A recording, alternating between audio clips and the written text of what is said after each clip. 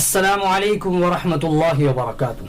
ناظرین، کیسے ہیں آپ حضرات؟ اللہ کی ذات سے امید ہے کہ آپ خیر و عافیت سے ہوں گے۔ آئیے اللہ تعالیٰ نے اس دنیا کے نظام کو کیسے چلا رکھا ہے اس تعلق سے مختصر بات کر لیتے ہیں۔